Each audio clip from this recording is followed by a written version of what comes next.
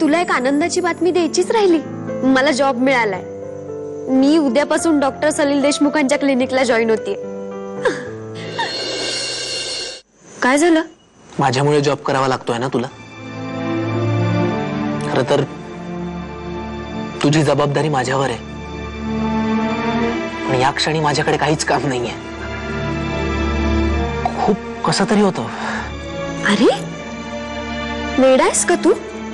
आणि मला माझं करिअर नाहीये का? तसंही मी घरीच बसून राहणार होते. त्याच्यापेक्षा माझा वेळ सत्कारणी लागेल ना.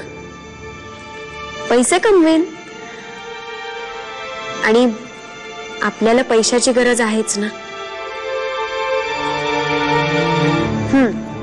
झालं तर मग.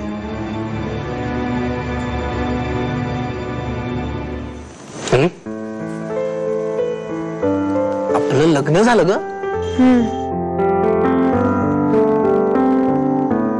आय मीन लग्न झालं फायनली. तरी पण आपल्याला असं चोरून भेटायला लागतं. जाईल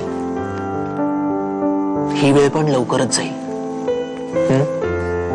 डोंट वरी.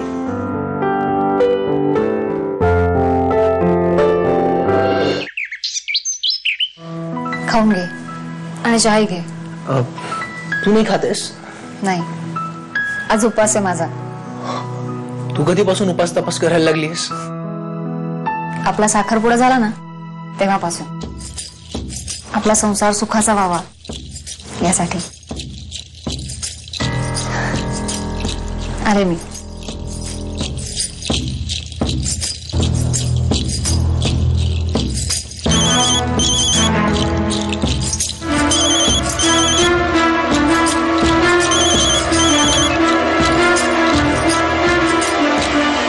सत्य फोन कधी घेतलास तू? कालच. मला सांगितलं नाहीस आणि नंबरही दिला नाहीस. ते गडबडीत राहूनच गेलं. बरं मी तुला रिंग देतो. काय नंबर काय तुझा?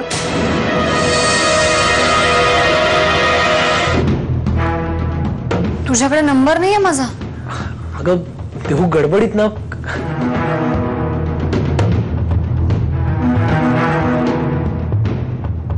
त्याचा काही संबंध नाही इथे.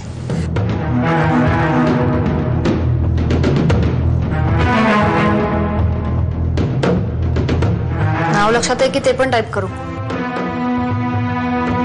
देऊ का? मी आलोच.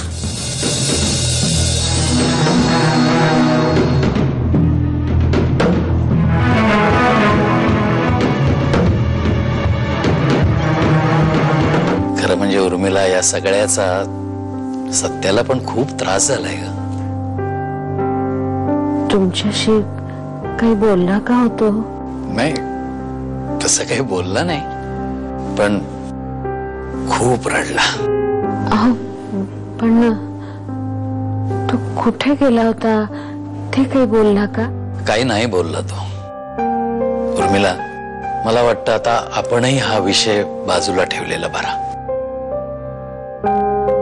बोलेल तो त्याला वाटेल तेव्हा,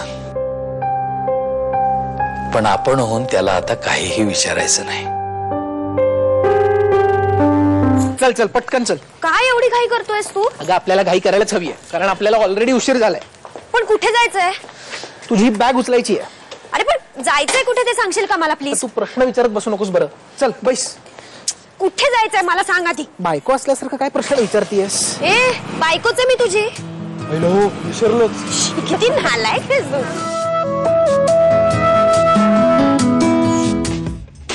सत्या, काहीच सांगत नाही हा मुलगा. हे कोणाचं घर आहे?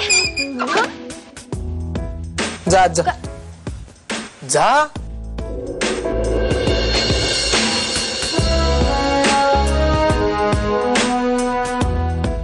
हे काय आहे? हे आपलं घर आहे.